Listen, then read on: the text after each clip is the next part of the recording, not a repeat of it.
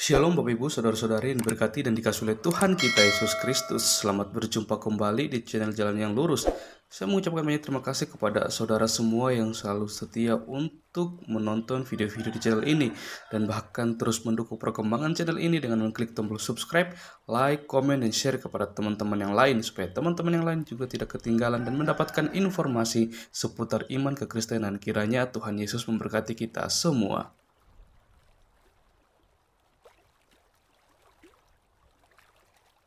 Puji nama Tuhan, saudaraku yang diberkati dan dikasihi oleh Tuhan kita Yesus Kristus. Di kesempatan kali ini kembali lagi kita akan bersama-sama akan melihat serta menyaksikan bagaimana keberlangsungan diskusi yang dimana di dalamnya ada Bang Bro Edis TV yang dimana kali ini dia akan berhadapan dengan para ustadz dan juga ulama di dalamnya. Ya, kita akan melihat bagaimana mereka akan beradu argumentasi yang pastinya setiap data yang mereka bawakan itu harus bisa dibuktikan kebenarannya seperti itu. Ya, kita akan melihat bagaimana Bang Dis TV lagi-lagi sangat luar biasa dengan sangat baik dia bisa menjelaskan atau membawakan suatu narasi atau data yang itu sama sekali bisa dibuktikan kebenarannya, dalam artian tidak melenceng dari kebenaran itu sendiri seperti itu. Dan pastinya akan ada yang kepanasan, akan ada yang merasa tidak terima. Padahal apa yang disampaikan Bro Edis TV ini semuanya itu berkaitan dengan apa yang mereka yakini. Karena memang kalau kita melihat ya, Ustadz Suma aja bisa dengan leluasa membahas tentang kekristenan. Bagaimana dengan Bro Edis TV? Ya, Bro Edis TV ini apa yang dia sampaikan ini semua sesuai dengan fakta dan data. Sedangkan Ustadz Suma, Nandar dan juga Unirifa, mereka ketika berapologet, mereka ketika berdebat, mereka menggunakan ayat-ayat Alkitab atau membahas tentang iman Kristen yang semuanya itu tidak bisa dibuktikan kebenarannya. Maka dari itu tanpa berlama-lama mari langsung saja kita simak videonya. Selamat menyaksikan, Tuhan Yesus memberkati. Oke, bagi teman-teman yang baru bergabung di channel ini, silakan bantu Bang Joel kawan-kawan dengan cara like, subscribe, dan share video ini ya. Dan kiranya video ini bisa menjadi bermanfaat buat kita sekalian ya. Oke, kita langsung simak guys. Itu memang cuma bertanya. Oh, ditanya, boleh ditanya. Kalau gitu ditanya aja. Gini, Nirmala, gini. Tadi kan saya barusan ngobrol nih di roomnya Muslim ya. Dia bilang begini, kenapa sih kalian menuhankan Yesus gitu? Terus saya tanya balik, kenapa kalian menuhankan Muhammad? Nah, terus dia bilang gini, kami nggak menuhankan Muhammad. Dia bilang gitu. Ya, sebentar dulu makanya. Ternyata yang menjadi masalah selama ini itu adalah dalam diskusi yang debat kusir ini adalah kita itu berbicara tentang sesuatu tapi kita nggak paham definisinya. Gini nih, malah menuhankan itu kalau dicari di dalam bahasa Indonesia pun juga nggak ada itu karena bahasa baru ya yang kita bikin menjadi kata kerja. Nah, kalau di dalam bahasa Arab itu ada suatu ayat berbunyi begini Nirmala. Di dalam Al-Jasiyah ayat 23 bunyinya begini. Maka pernahkah kamu melihat orang-orang yang menjadikan hawa nafsunya sebagai Tuhannya? Nah, dengan bahasa saya yang tadi, artinya ada orang-orang yang menuhankan hawa nafsu. Nah, saya mau tanya dulu sama kamu Nirmala. Orang yang menuhankan hawa nafsu itu berbuat apa terhadap hawa nafsunya? Sehingga disebutlah dia menjadikan hawa nafsu itu sebagai Tuhannya. Ya, dia menjadikan Tuhan yang harusnya tidak jadi Tuhan, tapi dijadikan Tuhan sesuai hawa nafsunya. Diapain itu hawa nafsunya kalau gitu? Halo?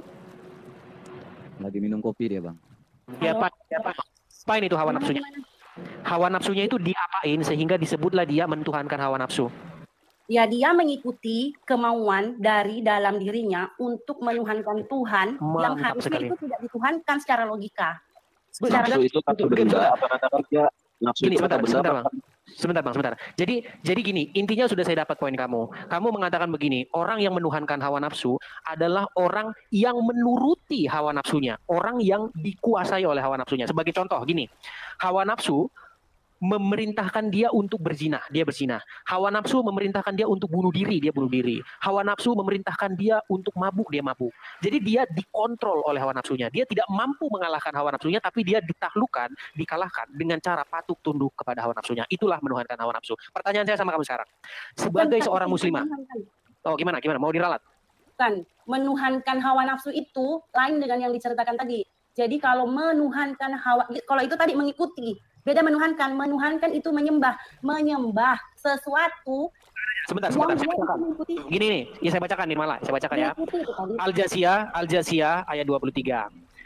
Maka pernahkah kamu melihat orang-orang yang menjadikan hawa nafsunya sebagai Tuhannya? Nah, orang yang menjadikan hawa nafsunya sebagai Tuhannya adalah orang yang hidup di dalam suatu keadaan dikontrol, dikuasai oleh hawa nafsunya. Sehingga apapun yang diperintahkan oleh hawa nafsunya untuk dikerjakan, maka dikerjakan oleh dia. Contoh, hawa nafsu memerintahkan berzina, dia berzina. Hawa nafsu memerintahkan dia mabuk, dia mabuk. Hawa nafsu memerintahkan dia korupsi. Sepakat?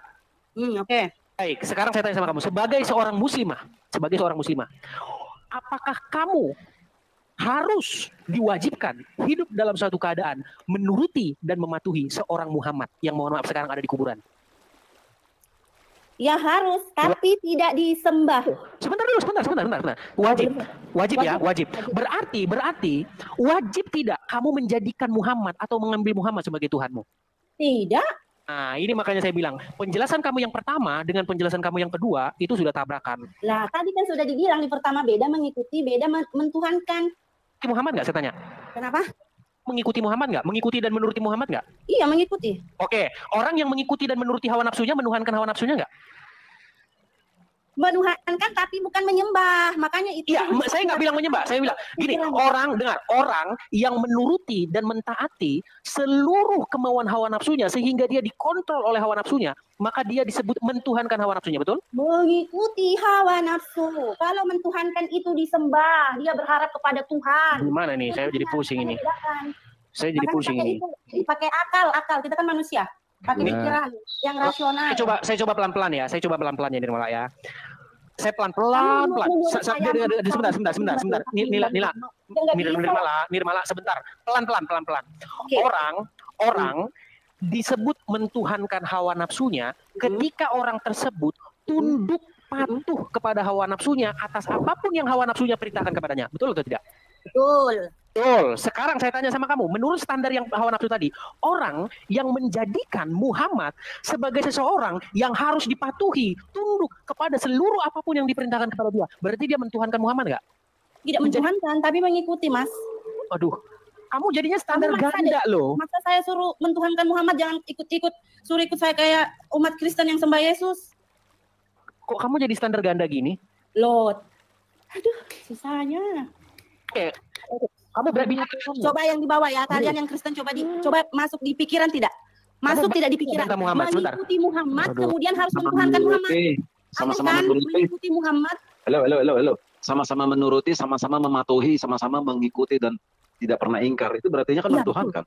Oh tidak, belum tentu tidak. Mentuhankan hanya boleh kepada yang menciptakan.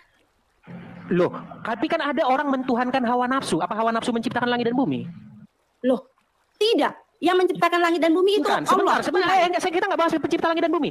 Hawa nafsu bukan pencipta langit dan bumi, tapi ada orang yang mentuhankan dia. Betul?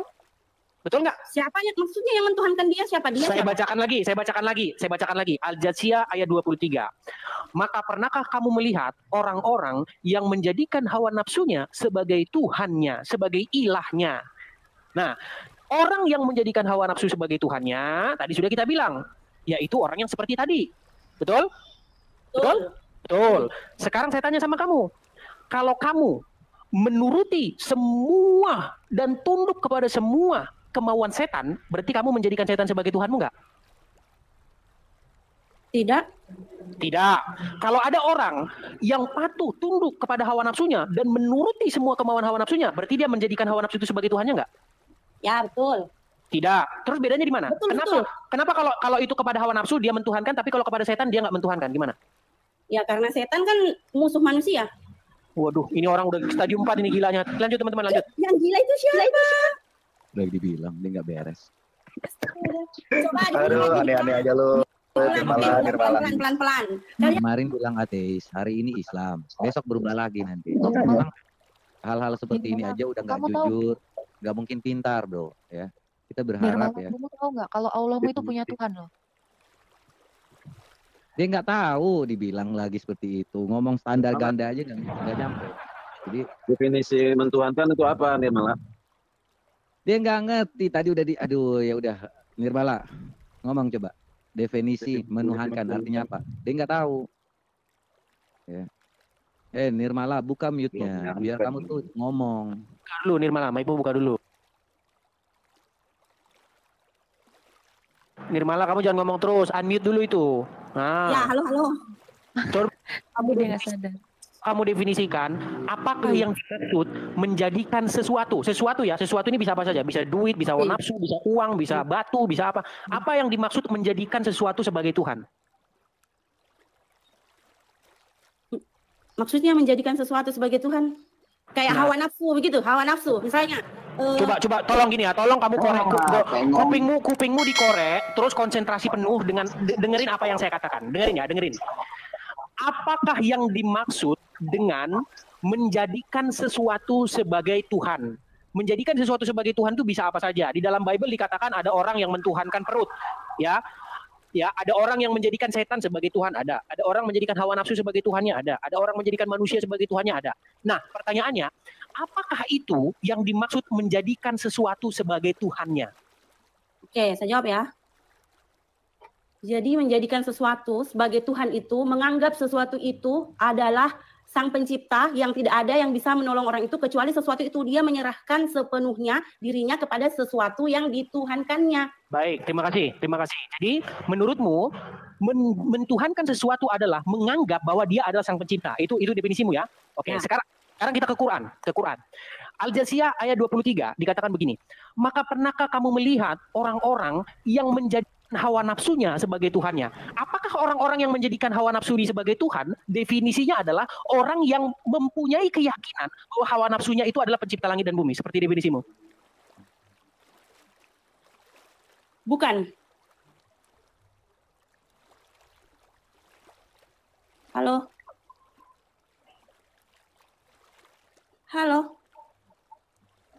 Iya. Bukan Bang, bukan. Oh, betul kena mungkin kita mematuhi guru, mengikuti dia apa katanya, kita jadikan guru itu Tuhan, kan nggak mungkin. Ini lancar enggak? Bentar, sebentar, saya ada bentar. Iya, Mbak Nirmala. Ya, lanjut. Ya, dia nggak dengar. Mbak Nirmala, boleh tanya nggak? Iya, boleh. Mbak, bahasa Arabnya lancar nggak? Fasih gitu? Nggak lancar, tapi kalau mengaji Atau lancar. hanya hafalan? Maksudnya hafalan? Gitu. Kalau berbahasa ya, Arab, tidak tahu, tidak lancar. Yang taunya itu mengaji, kan beda. Oh gitu. Ya, mengaji itu menghafal ya kan, nggak tahu artinya tuh, yang penting Oh, disebutkan aja. enggak. Salah. Siapa bilang mengaji menghafal? Terus apa? Siapa yang bilang mengaji menghafal? Dites boleh nggak, Mbak? Mau ngetes Mbak. apa? Oke, Mbak tahu nggak Al-Ma'arij ayat 40? Apa? Al-Ma'arij ayat 40. Itu surah berapa ya? Loh, kok nanya? Katanya tahu. Loh. Makanya saya bilang, mengaji itu bukan menghafal.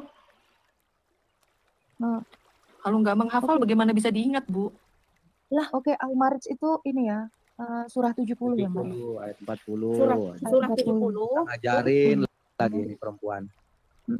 Masih mau layanin nggak? Supaya saya turunin aja nih. Seru buat seru-seru. Jangan. Nggak apa-apa, Jangan Bang. turunin. Kalau saya marah-marah, Jangan, Bang. Tenang aja, Bang. Iya, baik kok. Ibu baik kok, kondusif. Saya lanjutin Bang Edis tadi 70. 70. Sudah. Ayat berapa? Ayat 40. Al-Ma ayat 40. Iya. Katanya hafal. Coba. Ini dicari di Al-Qur'an. Oke? Oke. Saya bacain aja ya. Saya yang bacain ya? Oke, Ibu bacain aja. Sesungguhnya Al-Qur'an itu benar-benar wahyu yang diturunkan kepada Rasul yang mulia. Oh gitu. Benar. Al-Ma'arij ayat 40, Mbak. Gimana sih? Maka aku bersumpah. Di sebelahnya. Maka aku bersumpah demi Tuhan. Makanya baca itu dari kanan ke kiri Quran ya. Saya ajari Anda nanti. Oke. Maka aku bersumpah demi Tuhan yang mengatur tempat-tempat terbit dan terbenamnya matahari, bulan dan bintang, sungguh kami pasti mampu. Oke, aku di situ siapa, Mbak? Allah. Demi Tuhan. Allah punya Tuhan. Kan kalau Allah Allah tidak punya Tuhan. Aku bersumpah demi Tuhan. Loh. Oke, ini mau dijelaskan maksudnya atau tidak? Ayat ini. Mau dengar saya jelaskan atau tidak? definisi Tuhan kata Mbak kan pencipta, ya kan? Definisi Ya, Mbak kata silakan. Mbak pencipta. Berarti Ya. Allah bersumpah demi pencipta. Ya, Allah punya pencipta dong. enggak punya. Makanya ini mau saya jelaskan. Ya, sorry, ada teman-teman terganggu. Bisa saya lanjut teman-teman? Ini tadi boleh dijelaskan. Tunggu Bang Edis, dia mau jawab. Ya, silakan. Boleh ya dijelaskan ya, boleh? Iya, jelaskan, Mbak. Oke. Jadi Al-Quran itu adalah wahyu yang diturunkan oleh Allah kepada Nabi Muhammad melalui malaikat Jibril. Nah, jika ada kata-kata dalam Al-Quran yang mengatakan seperti pada kalimat di ayat 40, maka aku bersumpah demi Tuhan yang mengatur. Aku di sini adalah Allah, dan jika Allah melanjutkan ayatnya dengan mengatakan aku bersumpah demi Tuhan yang mengatur, dia menyebut dirinya sendiri. Seperti itu. Bukan ada dua Tuhan. Seperti misalnya Mbak berkata, aku berkata kepadamu bahwa namanya siapa, terus disebutkan seperti itu. Aku berkata kepadamu, ini dia ngomong sama dirinya kok kata Mbak. Gimana sih? Beda dong analoginya. Ya, gini nggak ngerti.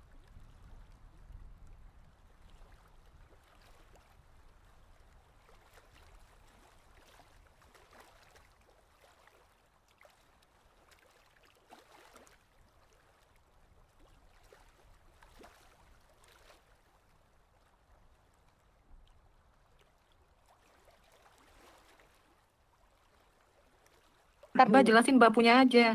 Bentar dulu. Kita fokus ya Mbak. Ini Agatha dulu ya dengerinnya. Mbak kan definisi Tuhan itu pencipta. Allah bersumpah demi menciptakan Allah.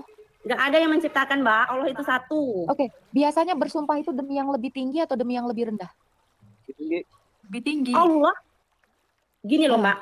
Allah itu kan Tuhan. Bersumpah itu demi apa, Mbak? Demi yang lebih tinggi dari dia? Demi yang lebih tinggi. Demi yang lebih tinggi. Baik. Saya akan tunjukkan bahwa Allah itu bersumpah demi kuda yang lari terengah-engah. Benar, demi kuda yang lari terengah-engah. Mbak tahu nggak ayat itu? Demi buatin. Pernah dengar, pernah. Berarti kuda lebih tinggi dari Allah dong? Enggak ada yang lebih tinggi dari Allah. Artinya sumpah. Allah itu gini kan. Ada yang lebih tinggi. Kalau saya ngucapnya demi kucing gitu. Apa artinya Apakah sumpah kuda itu? lebih tinggi? Itu kuda dengan kucing satu loh Bang, binatang. Makanya. Gini ya Mbak. Kuda masih lebih mahal kalau kucing bertebaran. Di ajaran kalian, Tuhan saja, Allah itu bisa menjadi tiga ya, bisa jadi. Nah, makanya itu di Al-Quran Nirmala, fokus dulu ke pertanyaan. Tadi kan saya nanya kamu. Orang menjadikan sesuatu sebagai Tuhan ketika dia menganggap bahwa sesuatu itu penciptanya. Itu kan definisimu. Nah, makanya saya tabrakkan dengan Al-Jathiyah ayat 23. Di dalam Al-Jathiyah 23 dikatakan begini. Pernahkah kamu melihat orang-orang, thank you bos, orang-orang, coba kamu mute dulu, Nirmala, itu mic-mu itu berisik. Mbak, di mute dulu Mbak. Nirmala, mic-mu di... Tuh, your mic. Nah. Oke, terima kasih. Jadi, di dalam Al-Jathiyah 23 ada orang yang menjadikan hawa nafsunya sebagai Tuhannya. Pertanyaannya, jika menjadikan sesuatu itu sebagai Tuhan adalah menganggap dia pencipta, apakah ada orang yang berpikir bahwa hawa nafsunya itu adalah pencipta langit dan bumi? Silakan, Nirmala. Nirmala, buka mic-mu. Buka mic-mu, Nirmala. Nggak nyambung di kita. Nggak cocok kita debat sama orang-orang yang nggak mampu. Sorry, Bang. Coba dinaikin yang berini, Bang. Ya, turunin aja lah. Jadi Muhammad itu bukan... Udah, diam. Muhammad bukan Tuhan. Tapi mau menyembah dia juga nggak penting bagi saya. Ikutin aja. Ini ada Gun Saleh. Anda masih Islam atau Kristen? Gun Saleh 1. Siap bang, siang bang. Kalau saya panggil tuh cepat ya Pak ya. Jangan lama. Muslim bang? Ya bang, siap bang. Muslim kah? Muslim bang, Muslim. Gun, parkir motor gua Gun. Oke, gini bang, kita lagi membahas begini, apakah kalian itu menuhankan Muhammad? Tapi sebelum dijawab, kita bicara dulu definisi menuhankan, biar kita nggak salah paham. Nah, di dalam Al-Quran, ada orang-orang yang disebutkan oleh Allah menjadikan hawa nafsu sebagai Tuhannya. Ya, tolong bang, jelaskan definisi apakah yang diperbuat seseorang itu sehingga seseorang itu disebut mentuhankan hawa nafsunya atau menjadikan hawa nafsunya sebagai Tuhannya. Oke, saya jawab ya. Silakan. Yang mengikuti hawa nafsu menjadikan Tuhan, itulah kalian. Yang menuhankan mayat digantung. Waduh, belum kerasukan ini. Itulah kalian Al-Quran itu menyebutkan bahwa jangan standar ganda. Langsung dikirim ke masuk itu aja bang kalau udah kayak gitu bang. Ini, mereka di room saya ini ya datang itu dengan emosi. Jadi bro nggak bisa ngumpan dengan pelan-pelan. Jadi langsung tahu jinnya keluar. Jadi kalau tanya ke mereka tuh to the point gitu. Kamu menuhankan Muhammad atau tidak gitu? Buat Saleh. Tidak. Nanti Terus dijawab kenapa harus wajib mengikuti apa yang dilakukan Muhammad? kalau saya mengikuti guru saya bikin PR semua berarti saya menuhankan guru saya. Kalau gurumu suruh menceraikan istri kamu turuti? Sebentar bang. Kalau gurumu nyuruh kamu menceraikan istri kamu turuti nggak? Istri saya berselingkuh saya ceraikan. Enggak, istrimu nggak berselingkuh tapi disuruh kau ceraikan istrimu, kau turuti nggak? Sebentar. Kamu bilang, gara-gara kamu disuruh menturuti Muhammad, terus kamu bilang, kalau gitu kalau saya menturuti orang tua saya, kalau saya menturuti guru saya, apakah saya mentuhankan? Beda, ada bedanya. Kalau, dengar, ini bedanya. Orang tua, presiden, siapapun guru, menyuruh seseorang ada batasnya. Contoh, kalau orang tuamu menyuruhmu menceraikan istri, itu orang tuamu menyuruh kamu, sekarang tanya sama kalau Muhammad nyuruh kamu, bisa nggak kau bantah? Kalau Muhammad nyuruh kamu, bisa nggak kau bantah? Jawab. Apa yang disuruh Muhammad? Yang kau tahu itu apa yang disuruh dia? Saya tanya dulu, kalau Muhammad memerintahkanmu untuk begini dan begitu, bisa tidak kau bantah seperti kau membantah orang tuamu? Bisa nggak? Buka Al-Quranmu, buka Al-Quran, di dalam Al-Ahzab ayat 36 dikatakan begini, jika Allah dan Rasulnya ada ruang bagi seorang muslim untuk membantahnya. Ambil Quranmu sekarang. Bisa nggak kau bantah Muhammad menurut ayat itu? Al-Quran, nih tuh, dan tidaklah pantas, dengar, tidaklah pantas bagi laki-laki mukmin dan perempuan mukmin apabila Allah dan Rasulnya telah menetapkan ketetapan ada pilihan bagi mereka tentang urusan mereka. Menurut ayat ini, ada nggak hakmu membantah Muhammad di sini? Itu ada tuliskan akan ada pilihan. Ya, ada nggak pilihanmu selain mematuhi Muhammad di sini? Al-Quran itu ada solusinya. Kalau gini, sekarang kamu baca dulu dari atas baru kamu ngomong. Silakan baca. Di grup sana tadi itu kok lari kok kemari. Mereka pernah lari, mereka nendang saya. Saya bacakan satu kali lagi sama kamu ya, saya bacakan. Dan tidaklah pantas bagi laki-laki yang mukmin dan perempuan yang mukmin apabila Allah dan Rasulnya telah menetapkan satu ketetapan ada pilihan lain bagi mereka tentang urusan mereka. Sekarang ku tanya kau, ada pilihan lain nggak selain mematuhi Allah dan Rasulnya di sini? Ada nggak? Nggak boleh. Berarti bisa nggak kau bantah Muhammad? Kau bantah Muhammad di sini. Menurut ini bisa nggak kau bantah Muhammad? Kau balap gelagapan. Bisa nggak kau bantah Muhammad? Itu pertanyaannya. Sabar bang. Santai bos. Pertanyaannya bukan itu. Pertanyaannya, bisakah kau dengar dulu? Gun. Bisa nggak kau bantah Muhammad? Bisa membantah Muhammad. Menurut ayat ini bisa. Kau baca nggak ayat itu? Muhammad, dia beristri empat. Aku kalau disuruh aku istri. Ini orang si Gun ini kalau ngomong nggak pernah nyambung. Jadi ngomong lu juga harus nggak nyambung. Kayak misalkan Gun, lo itu penyembah Muhammad, yang tahu diri lah. Selama lo masih menyembah Muhammad tuh jangan kejang-kejang lo gitu. Ya. Jadi sebagai penyembah Muhammad yang laknat dan melawan perintah Allah, lo jangan kejang-kejang. Daripada kau sembah mayat yang tahu itu. Lah Muhammad pedofil Gun. Muhammad pedofil, lo pertuhankan kayak begitu. Pantas gak? Pikir dong. Katanya diskusi cantik. Kok diskusi cantik malah berarti menuruti Allah loh. Kau tahu nggak orang yang menuruti? Nah, gimana itu Gun? Menuruti Allah itu statusnya sama dengan menuruti Allah itu. Tahu nggak kamu itu? Ayatnya di mana ya? Hadis mengatakan barang siapa yang menurutimu aku maka dia telah menuruti Allah. Enggak kamu? Nah, berarti dia sama dengan Tuhannya. Boleh aku jawab? Nggak boleh. Kamu nggak nyambung. Turun aja. Ganti dengan yang lain. Berisik. Lu nyembah Muhammad ya boleh kok. Boleh aja. Lu mau nyembah Muhammad kayak mau nyembah apapun itu terserah. Mau sakit jiwa yang penting kita udah tahu. Ini ada. Nah ini mungkin bisa masuk nih. Coba. Silakan. Sebelumnya assalamualaikum. Shalom. Ya shalom. Salam bang. Ya bang. Gimana bang? Orang yang mentuhankan hawa nafsu adalah orang yang hidup dalam satu keadaan menuruti semua yang diinginkan hawa nafsunya. Sepakat? Iya. Sebagai muslim, wajib tidak kamu menuruti semua apa yang dikatakan Muhammad? Kan di situ ada pilihan, Bang. Ada pilihan, tapi ditampilkan lagi Bang ayatnya, Bang. Ada pilihan, coba. Tampilkan ayatnya, punya pilihan nggak muslim selain coba baca Bang. Silakan Bang, yang muslim. Iya, ya. Dan tidaklah pantas bagi laki-laki yang mukmin dan perempuan yang mukmin apabila Allah dan Rasulnya telah menetapkan suatu ketetapan akan ada pilihan. Bagi mereka, urusan mereka. Berarti mereka punya pilihan nggak? Mereka punya pilihan nggak selain menuruti Muhammad? Ada bang, ada.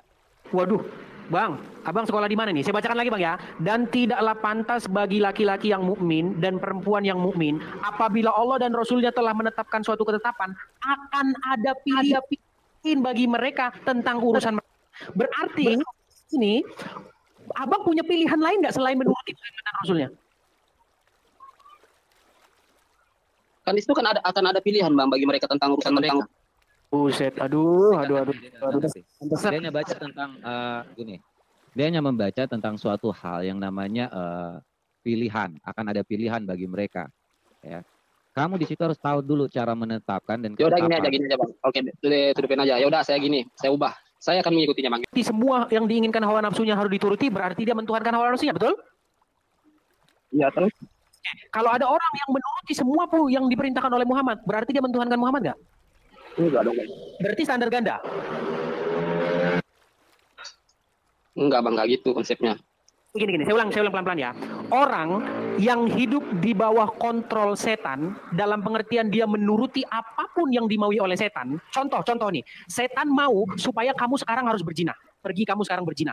Terus setan mau, pergi kamu nonton film porno, kamu turuti. Setan mau, kamu sekarang korupsi, kamu turuti. Setan mau, kamu begini begitu, kamu turuti. Berarti dia menjadikan setan sebagai Tuhannya, betul? Iya, Pak. Oke. Apa? Enggak. Oke, kalau orang yang menuruti semua keinginan hawa nafsunya, contoh, hawa nafsunya menyuruh dia berzina, dia berzina. Hawa nafsunya menyuruh dia korupsi, dia korupsi. Hawa nafsunya menyuruh dia menyembah batu, dia menyembah batu. Berarti dia menjadikan hawa nafsunya sebagai Tuhannya, betul? Oke.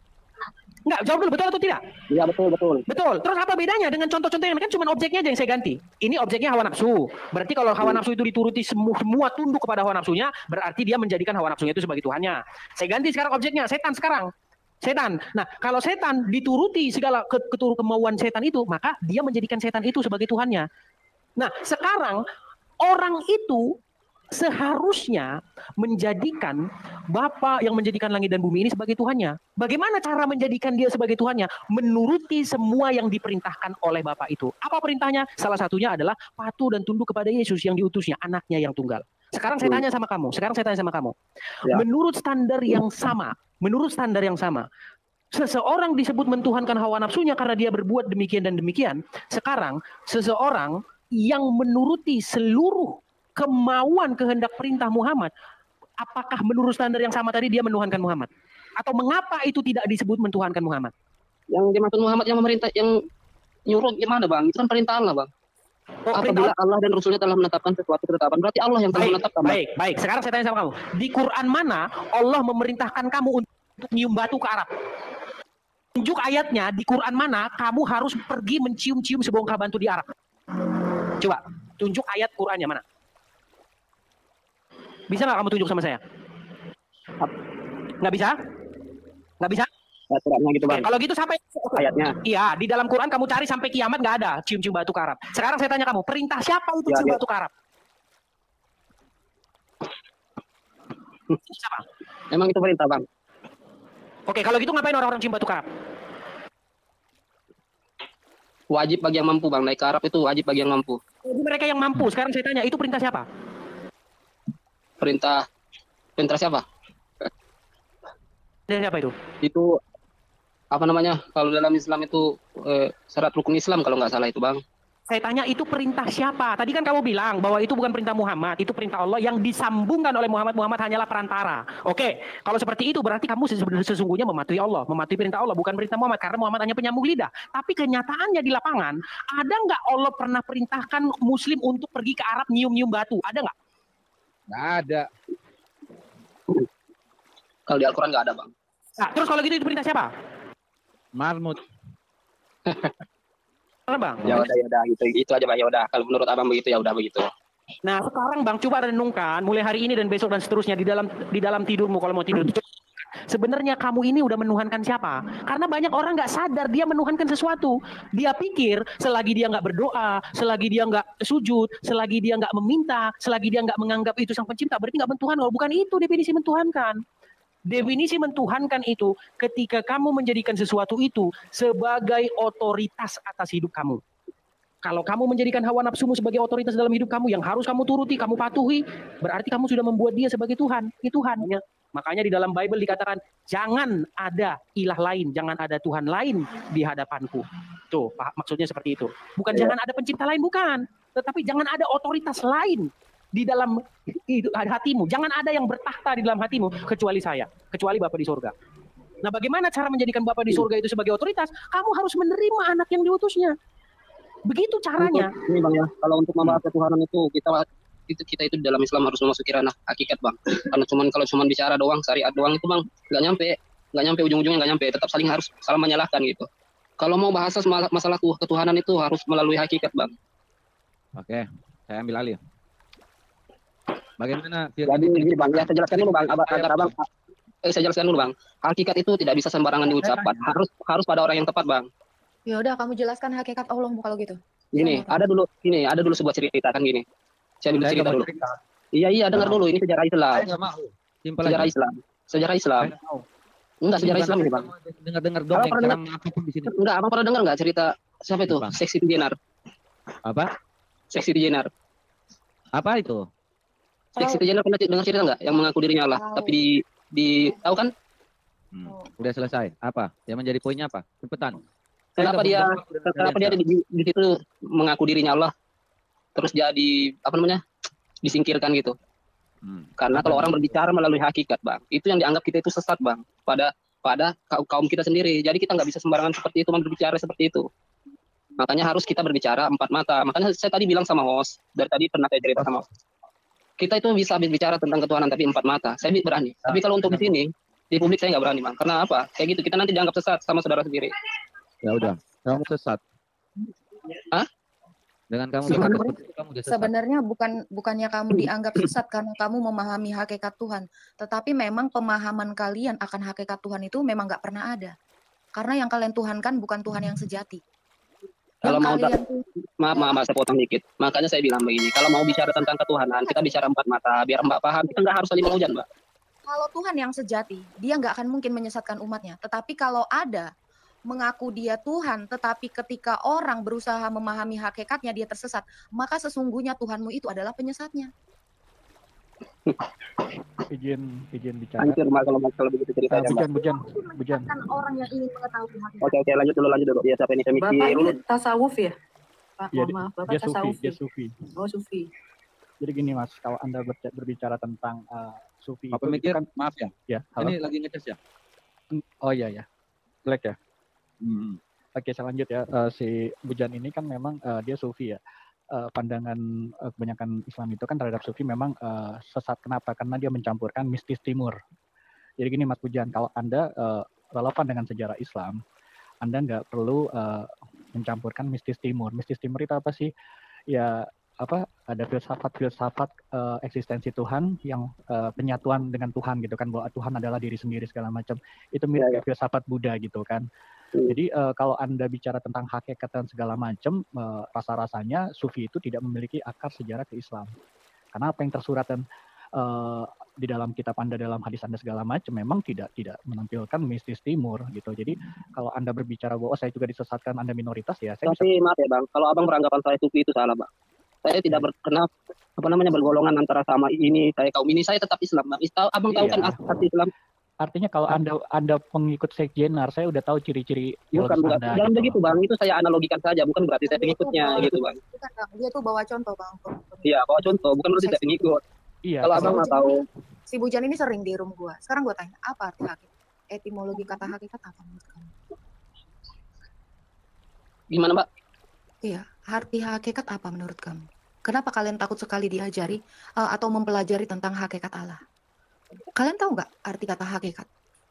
Hakiki, hakikat. Tahu nggak? Kegantengan. Kalian tuh terlalu sibuk menghafal, melakukan syariat. Kalian nggak ngerti makrifat. Kalian takut seperti kayak saya Jenar yang kamu bilang tadi, takut tersesat. Sebenarnya nggak akan tersesat. Karena dasar pembelajaran tentang hakikat di Quran maupun di hadismu itu memang nggak ada. Yang bisa menjelaskan hakikat Allah itu ya Allah itu sendiri. Kenapa orang Kristen bisa menjelaskan hakikat Allahnya? Karena Allah itu sendiri menjelaskan tentang hakikatnya. Kalau di dalam Islam, di Quranmu, bahkan arti Tuhan pun kalian nggak tahu. Kalian samakan arti Tuhan dengan pencipta. Makanya tadi itu sebenarnya udah gagal paham semua pembahasannya. Ketika ditanya Bang Edis, apa definisi Tuhan menurut kalian? Kalian mengatakan pencipta. Dibawa ke ayat. Telah kafirlah kalian yang telah mentuhankan apa? Bukan itu ya. Jika kamu mengikuti hawa nafsumu, maka kamu menjadikan hawa nafsumu itu adalah Tuhanmu. Apakah hawa nafsu pencipta? Ini kan definisi yang salah. Untuk etimologi kata Tuhan pun kalian tidak mengerti definisinya. Tuhan kok kalian artikan sebagai pencipta. Hawa nafsu aja bisa dijadikan Tuhan, artinya hawa nafsu bukan pencipta. Maka gagallah definisi Tuhan adalah pencipta. Belum lagi kalau saya katakan, apakah bisa Allahmu itu dikatakan Tuhan sebelum dia mencipta? Gagal lagi arti Tuhan adalah pencipta. Jadi jangan takut mempelajari hakikat Allah. Allah sejati tidak mungkin menjelaskan hakikatnya kepada manusia sebagai upaya penyesatan. Kalau ada orang-orang yang merasa dia tersesat karena mempelajari hakikat Tuhan, maka sesungguhnya penyesat itulah Tuhanmu. Jadi Tuhannya penyesat, kamu bilang? Iya dong. Karena bilang seperti itu. Karena kan Allah Sifat juga Allah kan adalah maha sombong, maha penyesat.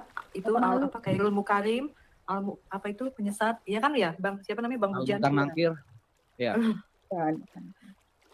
Ya, jadi jangan takut Bang mempelajari hakikat Allah, jangan takut tersesat. Allah sejati nggak mungkin dia menyesatkan. Yang bisa menyesatkan Anda hanya penyesat.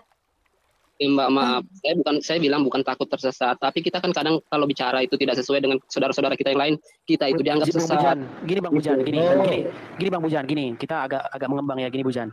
Sebagai seorang Muslim, kamu percaya nggak bahwa segala sesuatu itu sudah ditetapkan oleh Allah? Atau kamu sudah ditentukan oleh Allah bahkan sebelum diciptakan? Percaya Bang, percaya. Seandainya ada orang berzina, itu sudah ditetapkan Allah nggak? Sudah Bang. Karena semua sudah ditakdirkan. Kalau berzina sudah ditetapkan Allah, kemudian berbohong, berdusta, semua ditetapkan oleh Allah. Lalu kenapa Allah meminta orang tersebut bertanggung jawab atas apa yang diperbuat dia, sedangkan itu sudah ditetapkan Allah? Gini ya Bang, sebenarnya manusia itu nggak dituntut untuk melakukan keburukan Bang. Sebenarnya manusia itu dituntut untuk melakukan kebaikan. Bukan itu Bang, gini. Dalam hadis tertulis begini, manusia takdir manusia itu sudah ditetapkan 50.000 tahun sebelum penciptaan. Saya nggak tahu dari mana. Tunggu dulu Bang, dengar dulu ayat ini satu aja, dengar dulu. Jangan, ini ada ayat Al-Quran nih yang bunyi begini, kalau nggak salah saya pernah dengar nih. Janganlah kamu menyiksa diri kamu sendiri. Ada juga yang begini Bang, Allah tidak pernah menyiksa kamu, melainkan diri kamu sendiri yang menyiksa diri kamu. Berarti perbuatan itu yang harus kita tanggung sendiri Bang. Berzina itu menyiksa dirinya sendiri Bang. Ya menyiksa diri sendiri, sudah tahu itu salah Bang. Kenapa dilakukan? Tapi orang kalau berzina itu katanya enak Bang, orang-orang berzina itu Bang. Ya itu karena menuruti hawa nafsunya Bang, itu karena menuruti hawa nafsunya gitu. Yang jadi pertanyaan, apakah itu ditetapkan oleh Allah? Semua sudah ditetapkan Bang, makanya kita diciptakan itu diberikan akal dan pikiran. Kalau sudah ditetapkan Bang, kalau sudah ditetapkan, sebentar Bang, kalau sudah ditetapkan, lalu tanggung jawab apa yang diminta Allah kepada orang itu? Gini ya Bang, saya jelasin dulu sedikit. Sebenarnya manusia itu diciptakan sebagai makhluk paling sempurna di antara makhluk. Gitu, Bang. Sempurna atau enggak gitu, bukan itu bahasan kita. Ya tunggu dulu Bang, belum sampai. Makanya disempurnakan dengan akal dan pikiran Bang. Bagaimana gitu. Akal pikiran Allah yang tetapkan Bang, kan sudah Allah yang ngatur, yang menetapkan. Gimana kita mau mikir kalau kita nggak bisa belok kiri Bang, karena Allah sudah menetapkan belok kanan. Gimana sih Bang? Ini ya Bang, tidak ada yang bisa merubah sesuatu itu yang Allah tetapkan itu Bang, kecuali Allah itu sendiri. Gitu Bang. Sekarang Masa Allah ingin seumpama Bang, Allah sudah menetapkan sesuatu, Abang pikir nggak bisa dirubah gitu Bang? Bukan itu yang jadi pertanyaan. Yang itu Bang, makanya saya bilang begitu. Islam itu predestinasi ya Bang Edis ya? Ya, predestinasi mereka. Karena dikatakan bahwa semua yang ada di bawah kolong langit ini sudah ditetapkan bahkan 50.000 tahun sebelum penciptaannya. Bang, ditetapkan itu hak Tuhan Bang, hak Tuhan, hak pencipta. Maksudnya biarpun Tuhan menetapkan, umpama gini Bang, Abang ditetapkan saya jadi contoh. Saya ditetapkan mati besok umpama. Tapi Tuhan merubah nasib saya lusa atau kapan kan? Itu kita tidak tahu. Makanya ketetapan Tuhan itu yang berhak merubahnya ya Tuhan itu sendiri. Gimana? Coba jelasin. Lu ditetapkan hari ini misalkan mati. Tapi Ya. ternyata Allah lu ngerubah. Lah kan udah Iya. ditetapkannya begitu. Lah Iya kalau kan dia dirubah berubah, artinya Bang. Dia kan Tuhan, dia kan dong. pencipta, Bang. Abang nggak paham sih. Masalahnya abang nggak paham. Maksudnya abang menyerupakan Tuhan kita itu seperti manusia, Bang. Begitu. Jadi susah, Bang. Ketemu. Berarti Allahmu itu berubah-ubah. Dia nggak ya dan amin. Ya. Gini, Bang. Mau dia berubah-ubah kan dia adalah Tuhan, Bang. Tuhan itu berkehendak apapun yang dia lakukan itu kehendaknya. Mau dia merubah, mau dia ngapain, kan itu kehendaknya, Bang. Kita nggak bisa melarang sebagai makhluk. Kita cuma menjalani apa yang harus kita jalani. Ini Apa Tuhan mincel-mincel. Ini bukan ngomong tentang kehendak, ditakdirkan ini. Mutar sana, mutar sini nggak jelas. Kau itu udah ditakdirkan mati. Itu ketetapan. Takdir itu kehendak Tuhan itu, Bang. Gimana sih, Bang ini? Ada ketetapan kehendak nggak? Gini, Bujan. Orang berzina. Sesuatu itu bukan kehendak abang atau bukan? Sebentar, Bujan, sebentar. Orang berzina itu ketetapan Allah atau pilihan orang itu sendiri? Bang. Apa? Ketetapan. Oke. Iya. Kalau sudah berarti bisa nggak diminta pertanggungjawaban kepada orang tersebut karena dia berzina? Bisa, Bang. Jelas harus dipertanggungjawabkan. Kan yang menetapkan Gimana? Allah, Yang menetapkan Allah yang bikin. Gini loh, itu mah kagak usah ada akidah, kagak usah orang zina dirajam, orang Allah yang bikin. Ibarat kata gini, saya bikin robot, saya ciptakan robot ini, kalau ada api, maka robot ini mengeluarkan air. Itu sudah saya tetapkan begitu, sudah saya setting begitu. Terus gara-gara dia berbuat begitu, sesuai dengan settingan saya ambil kampak, saya bilang, ngapain kamu gitu? Saya kampak kamu. Bisa nggak diminta pertanggungjawaban dia? Kalau abang pakai contoh begitu, kalau abang pakai contoh begitu saya juga bisa, Bang. Ini, Bang. Sumpama saya mau berzina, Bang. Itu ketetapan Allah. Sumpama mau berzina. Itu sudah ketetapan Allah kan? Nah, tapi saya menghindari, Bang. Kan saya tahu mana yang baik, mana yang buruk. Saya hindari. Nah, makanya ketetapan Allah itu.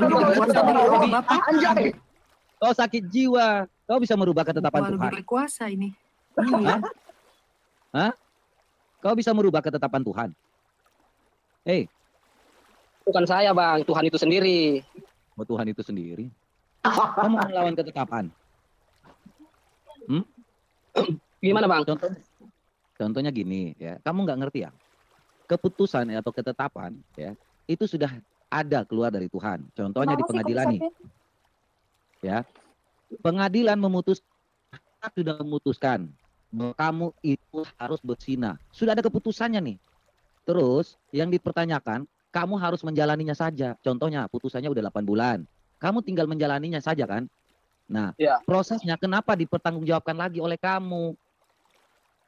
Dia yang memutuskan, kok kamu yang harus mendapatkan ganjaran gitu. Kenapa? Ada masalah apa kamu dengan Tuhanmu? Saya heran, Bang. Ada apa sih dengan muslim kok yang naik kok yang kayak gini-gini terus gitu loh. Coba sih yang ini yang sekolah dikit gitu loh. Kayak nggak nyambung banget, padahal sederhana loh itu pertanyaannya. Enggak, Mang. Mereka sekolah tapi mereka nggak ngerti apa sih, kalau sekalipun profesor, mereka naik ke sini pun sama aja, Pak, pemikirannya. Nggak ada penjelasan free will di dalam literasi Islam ya. Makanya mereka mengatakan Allah menetapkan, Allah juga merubah gitu. Kan Allahnya jadinya gabut terkesannya. Iya, berubah-berubah. Iya, kayak jawaban dia tadi, Allah sudah menetapkan, namanya udah ditetapkan, udah ketok palu dong. Lalu Allah juga yang merubah jawaban dia gitu. Padahal ya begini. Karena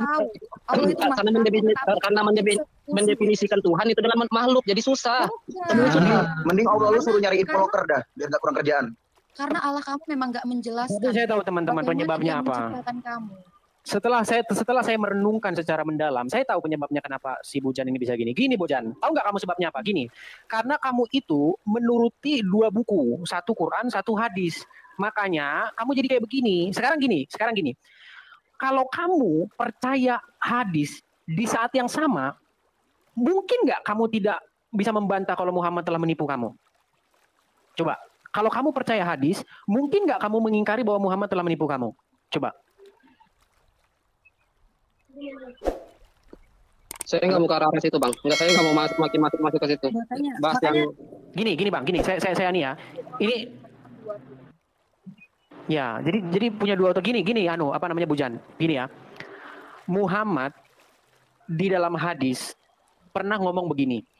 Dia sambil menunjuk telunjuknya ke arah mulut, dia ngomong gini, "Tulislah, tidak keluar darinya," maksudnya nya itu adalah mulutnya Muhammad, "kecuali kebenaran." Saya tanya sama kamu. Percaya nggak kamu itu? Tidak keluar dari mulut Muhammad kecuali kebenaran. Percaya nggak? Gimana Bang, gimana? Nggak jelas Bang. Ulangi lagi ya, makanya jelasin Muslim ini harus pelan-pelan kok, karena memang agak ini. Gini ya, Bang ya. Iya, oke.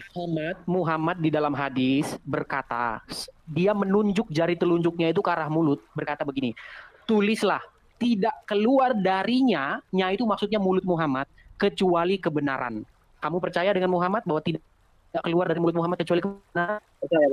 Percaya, oke. Kamu tahu nggak bahwa di dalam Al-Quran, misalnya At-Tahrim ayat 1, dikatakan begini, wahai Nabi, mengapa engkau mengharamkan apa yang dihalalkan oleh Allah?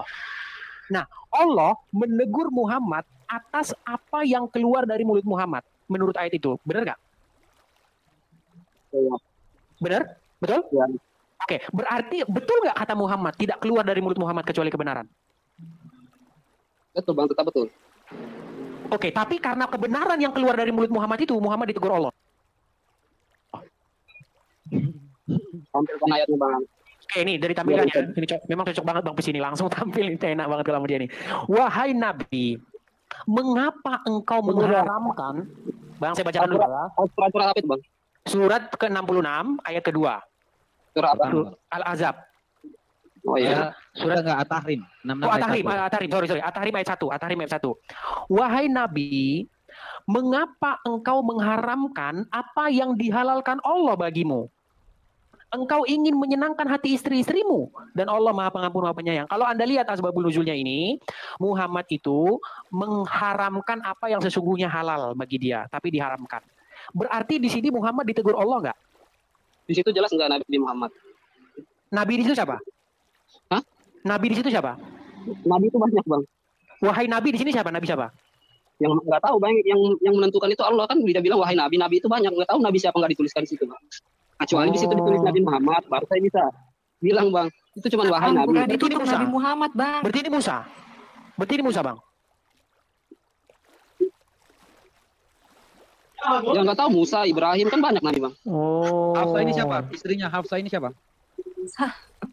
Aduh. Musa nggak ada Hafsah Bang. Istrinya Musa atau istrinya Daud Bang? Nggak tahu juga Bang. Kalau Hafsah itu saya nggak paham Bang. Kalau masalah istri Nabi saya nggak paham. Ini parah nih Bang Pisi. Mungkin ada Muslim yang agak yang agak sekolah oh, iya. Silakan Bang.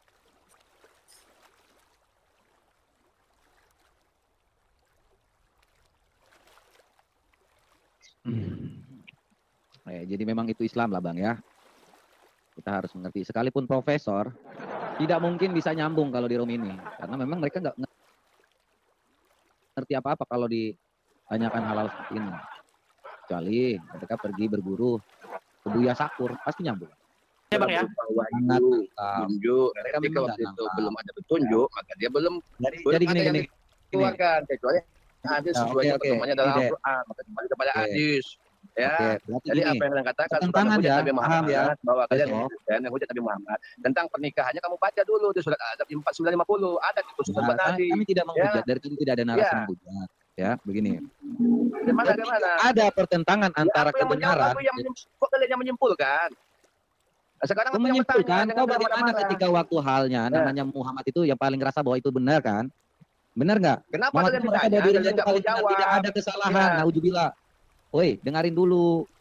Makanya kalian ini nggak pintar-pintar, jadinya fakir miskin dan anak terlantar intinya. Bukan. Kenapa bisa bertentangan ketika waktu? Tadi kamu jawabnya apa? Muhammad belum mengetahui. Muhammad belum mengetahui. Kalian. Kutanya kalian boleh nggak? Aduh. Tujuan kami itu ya. Ini kalian kalau baca ya, Undang-Undang Dasar alinea keempat, mencerdaskan kehidupan bangsa juga. Kalian ini kenapa selalu bahlul seperti ini?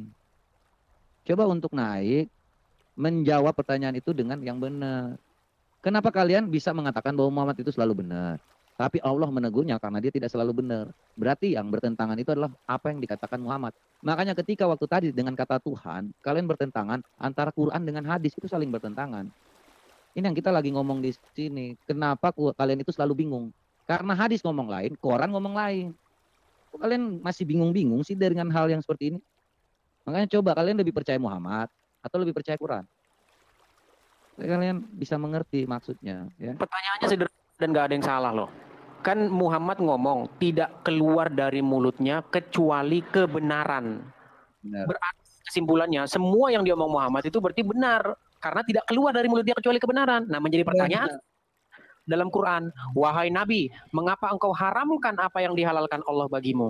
Kalau kalian baca asbabul nuzulnya ini, di sini Muhammad mengharamkan bagi dia, itu ada yang ngomong madu, ada yang ngomong Maria Kipti dan lain sebagainya. Terlepas dari apapun yang diharamkan itu, intinya Allah menegur Muhammad atas apa yang diucapkan Muhammad.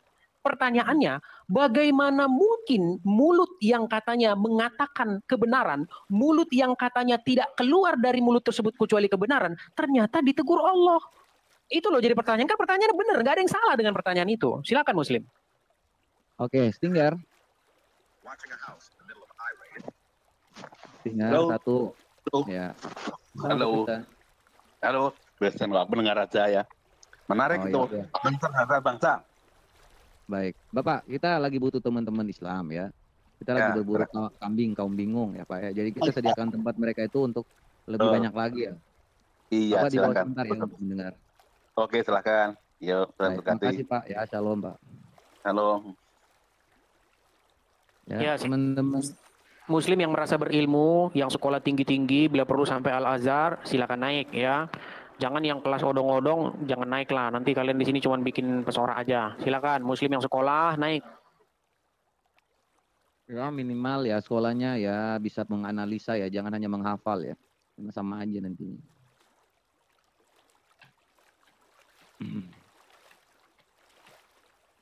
Udah dinaikin semuanya malah hilang lagi. Ya, oke, tanah 02536 05236. Oke. Muslim Bang. Assalamualaikum. Waalaikumsalam. Iya, halo. Muslim Bang ya? Halo. Islam ya? Halo Bang, Muslim Bang. Oke, tadi mendengar Bang pertanyaannya? Iya, saya Muslim. Tadi mendengar pertanyaan yang tadi? Halo? Tidak, saya hanya baca ayat yang tertampil itu. Oke, gini Bang. Di dalam hadis Muhammad mengatakan begini. Tidak keluar darinya, maksudnya mulut Muhammad, karena dia berkata sambil menunjuk jarinya ke mulut, kecuali kebenaran. Saya ulangi lagi ya. Muhammad berkata tidak keluar darinya, mulut Muhammad, kecuali kebenaran. Abang percaya dengan itu? Tergantung. Jadi kalau dia wahyu, Sebentar. apa yang diwahyukan itu benar.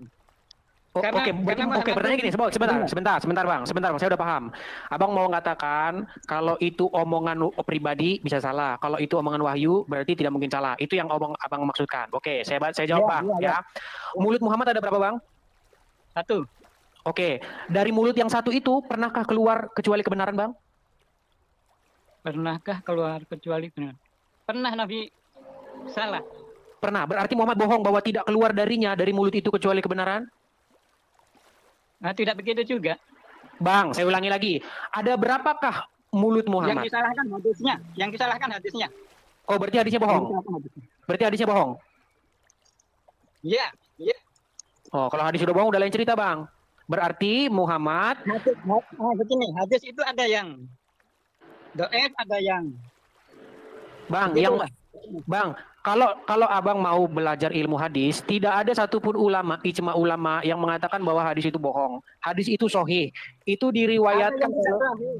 Jadi ada yang tidak sahih. Iya, Bang. Saya tahu ada yang tidak sahih, tapi belum ada ulama yang mengatakan hadis itu tidak sahih. Belum ada.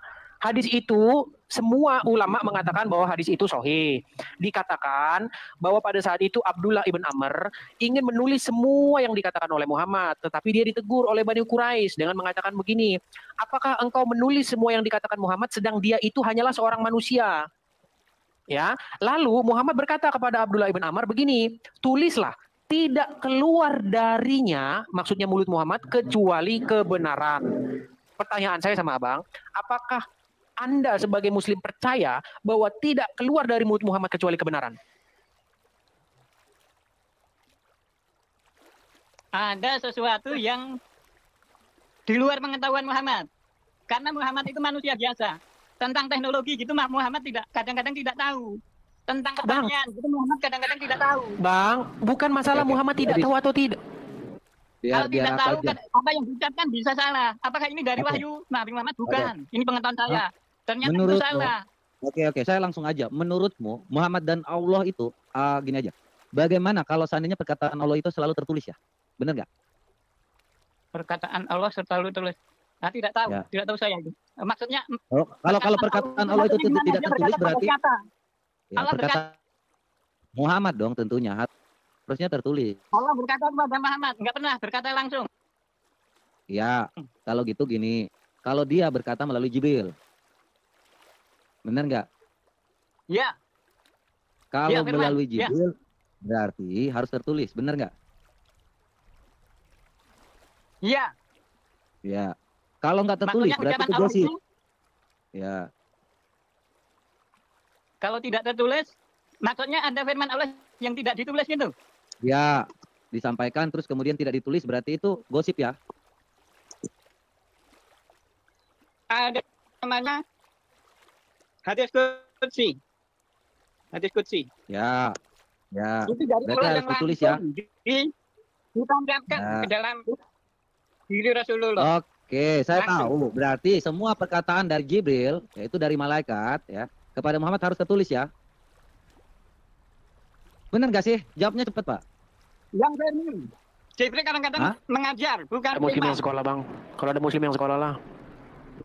Hei, Yes, ya. kadang-kadang Jibril itu mengajar, gini dia tidak menyampaikan firman, berdialog dengan Muhammad. Yang Jibril ditanya itu berdialog. tanah. Gosip atau berdialog?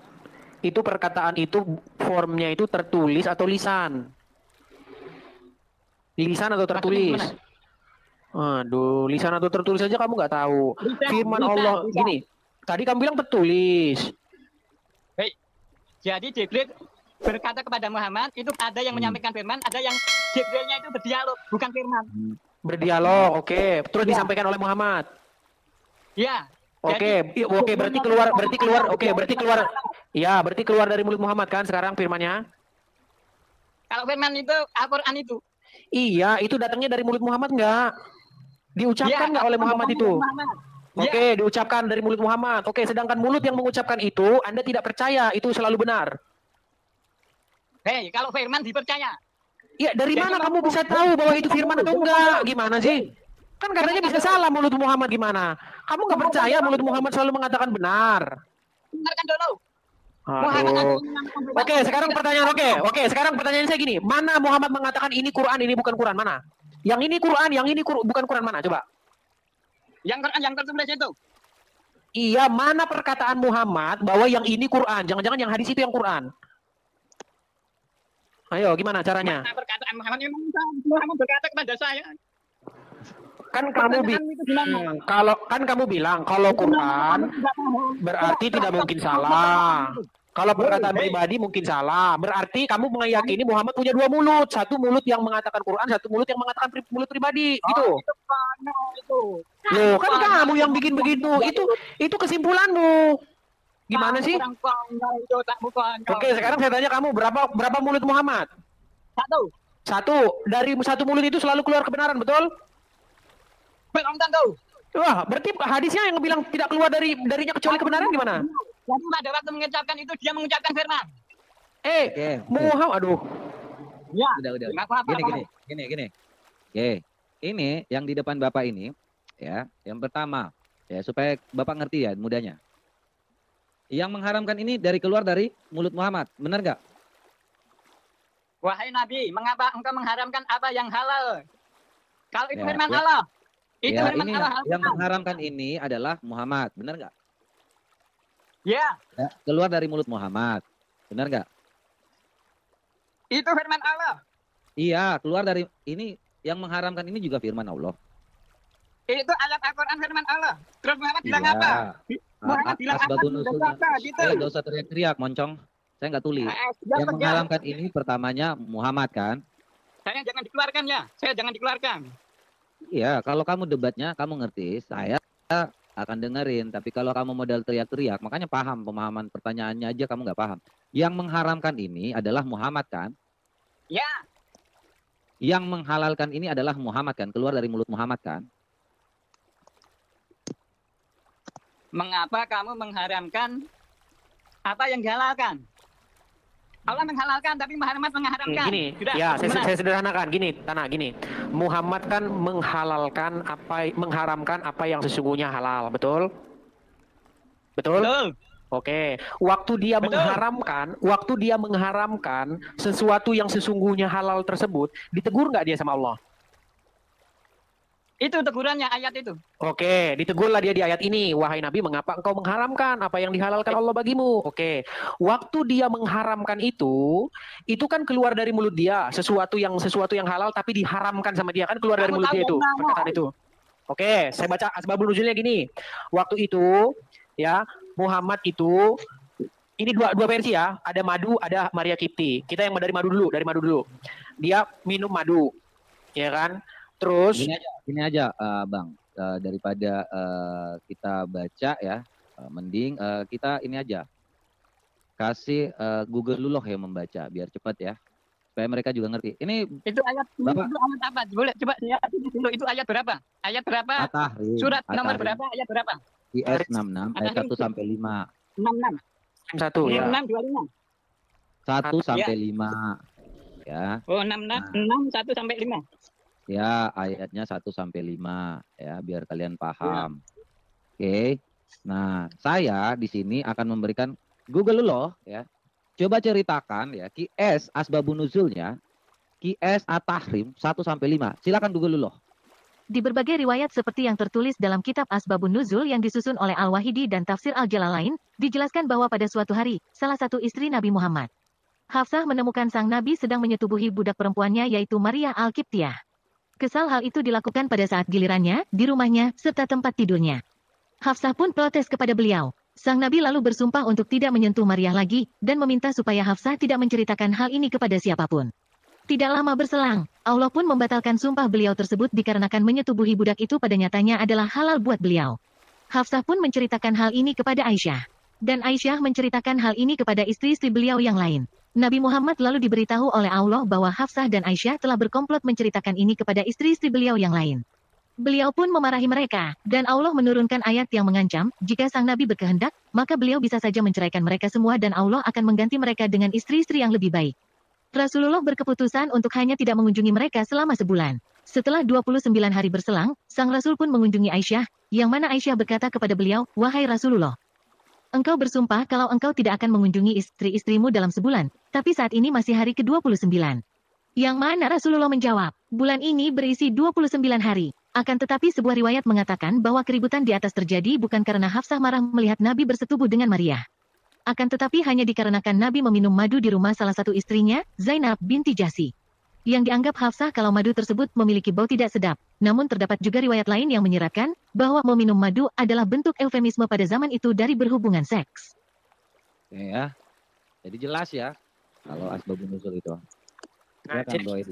Jadi waktu Muhammad mengharamkan yang sesungguhnya halal itu, berarti mulut yang mengatakan itu mengatakan kesalahan tidak? Ya. Halo?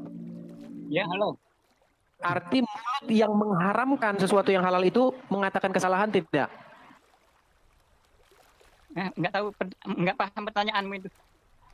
Gini, waktu Muhammad dengar, waktu Muhammad mengharamkan entah itu madu, entah itu Maria Kipti, menurut asbabul tadi itu, berarti mulut Muhammad yang mengharamkan sesuatu yang halal itu salah tidak? Mulut, emangnya Muhammad mengucapkan apa? Oke, berarti mengharamkannya pakai apa itu? Pakai mulut apa pakai apa? Waktu dia mengharamkan itu pakai apa dia ngomongnya? Pakai mulut? Dia bercakap-cakap dengan siapa? Mulut nggak? Itu Allah tahu ada yang. Iya, pakai apa? Bercakap-cakapnya pakai mulut nggak? Bercakap-cakapnya pakai mulut nggak? Bercakap-cakap pakai mulut. Kalau mengharamkan. Oke, berarti waktu mengharamkan pakai apa? Iya, pakai apa waktu mengharamkan? Pakai hati, pakai pikiran. Pakai hati. Oke, dari mana Hafsah bisa tahu? Oke, berarti nggak diucapkan? Berarti nggak diucapkan? Ya nggak tahu saya. Tadi nggak dengar waktu dibacakan tadi. Waktu dibacakan, dia bersumpah kepada Hafsah bahwa dia tidak akan lagi menggauli Maria Kipti. Itu ngucapinnya nggak pakai mulut. Kalau itu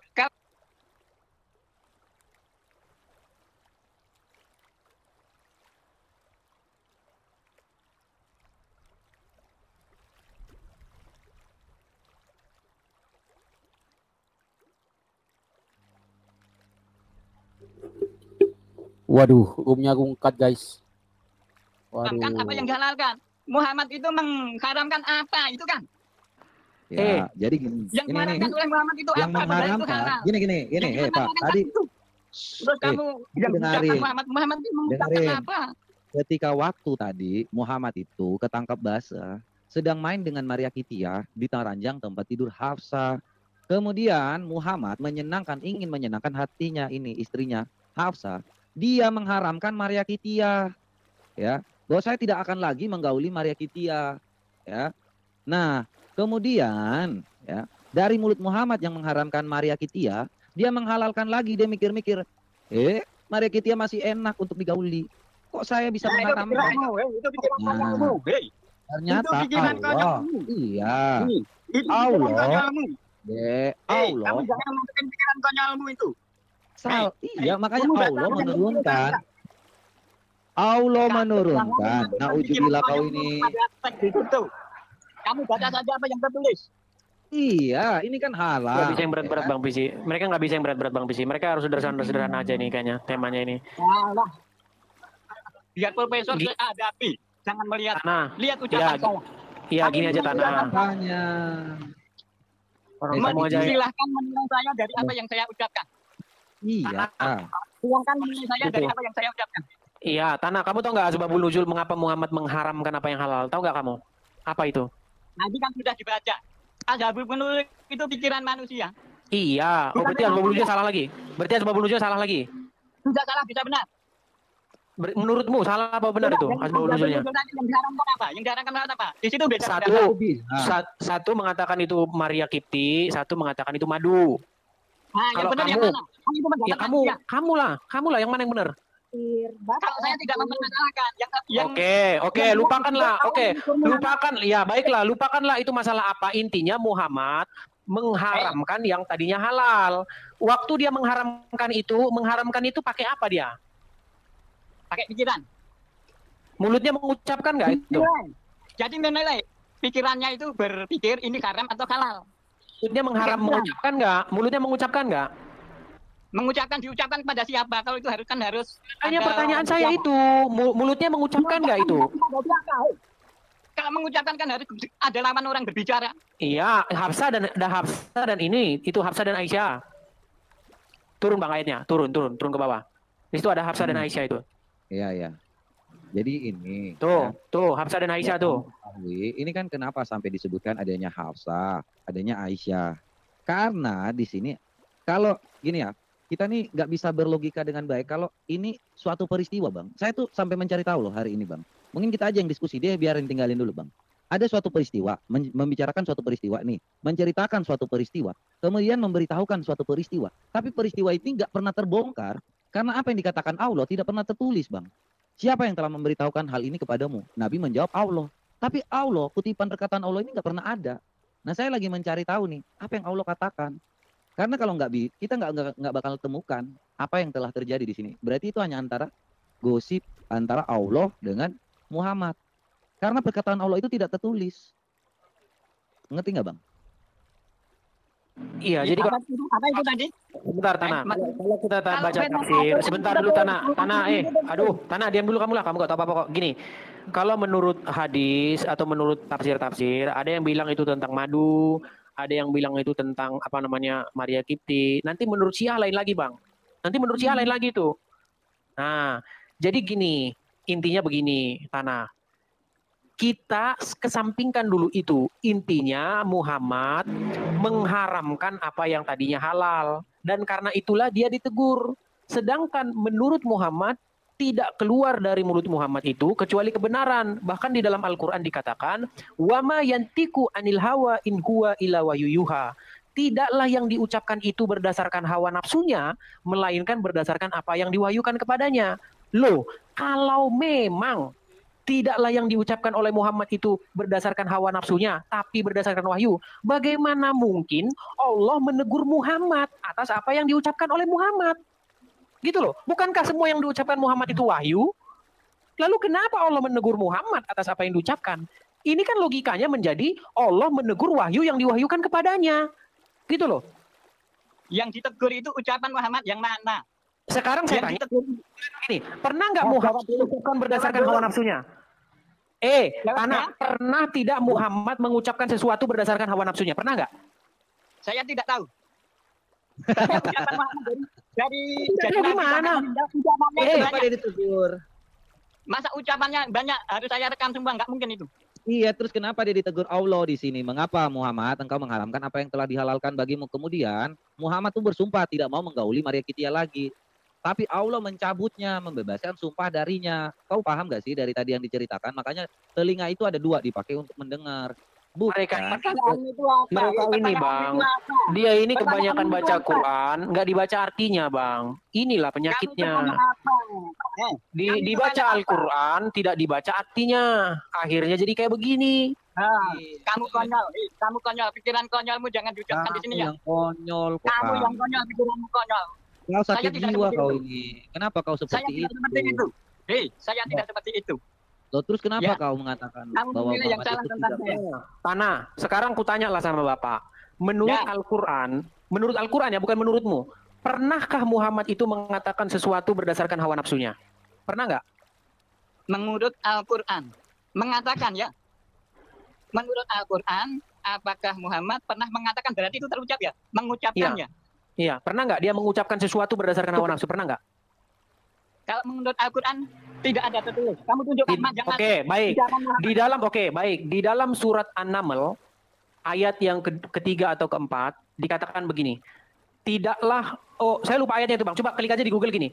Tidaklah yang diucapkannya itu berdasarkan hawa nafsunya. Kayaknya itu An-Naml 2 atau 3 itu.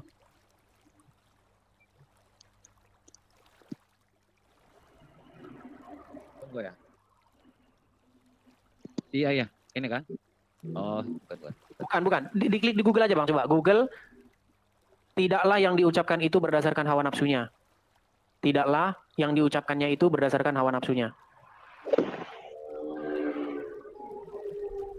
Melainkan wahyu. Udah, klik enter. Itu nanti keluar itu surat apa?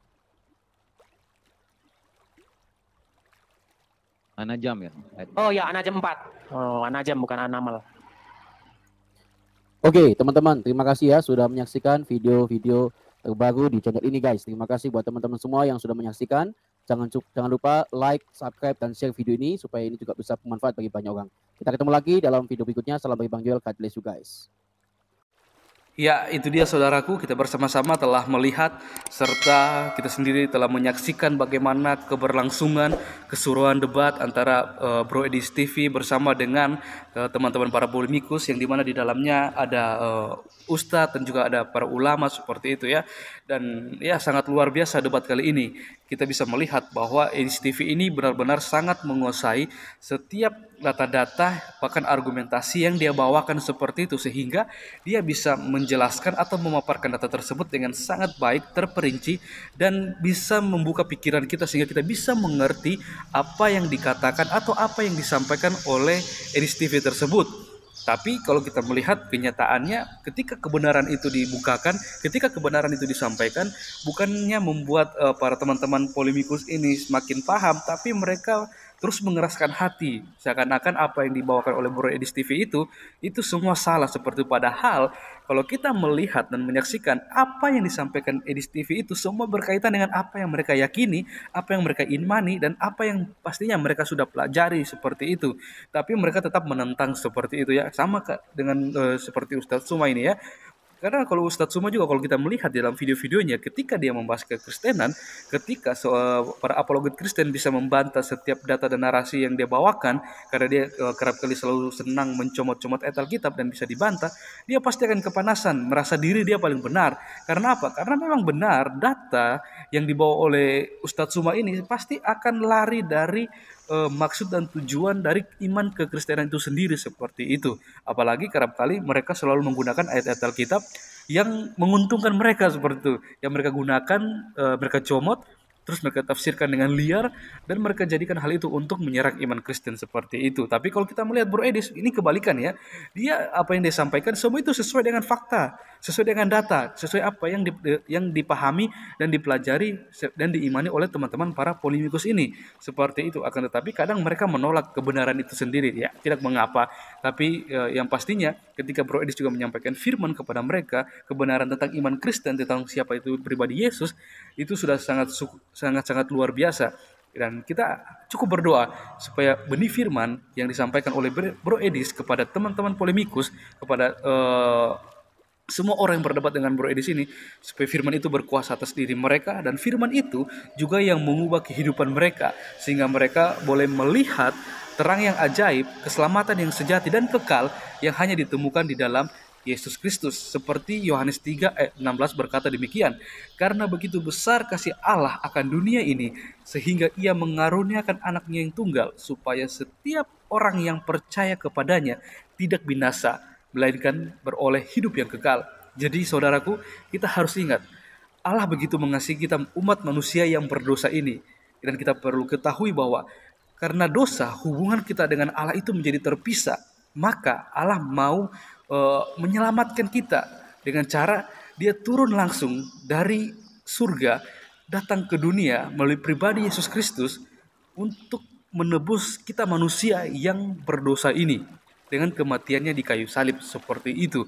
Dan hal inilah yang harus kita terus pegang dan kita ingat dan terus kita iman dan yakini bahwa ketika kita percaya kepada Yesus Kristus yang adalah Tuhan dan Juru Selamat dalam kehidupan kita, kita sudah punya jaminan keselamatan hidup kekal bersama dengan Bapa di surga. Karena Injil Yohanes berkata demikian, tidak ada seorang pun yang bisa datang kepada Bapa atau kepada Allah tanpa melalui aku, tanpa melalui Yesus. Berarti ketika kita datang kepada Yesus, kita percaya kepada Yesus, kita pastinya akan bertemu dengan Bapa kelak di kehidupan yang baru, seperti itu. Oke teman-teman, mungkin sekian video dari saya di hari ini, dan kita berdoa juga untuk teman-teman para apologet Kristen dimanapun mereka berada, untuk Bang Edis supaya dia terus diberkati Tuhan, dipakai Tuhan, segala pergumulannya, bahkan setiap hal yang dia rindukan semuanya boleh dijawab oleh Tuhan tepat pada waktu, sesuai dan seturut dengan kehendaknya. Terima kasih, sekian video dari saya. Selamat menyaksikan video-video saya selanjutnya. Sampai bertemu juga di video saya selanjutnya. Tuhan Yesus memberkati.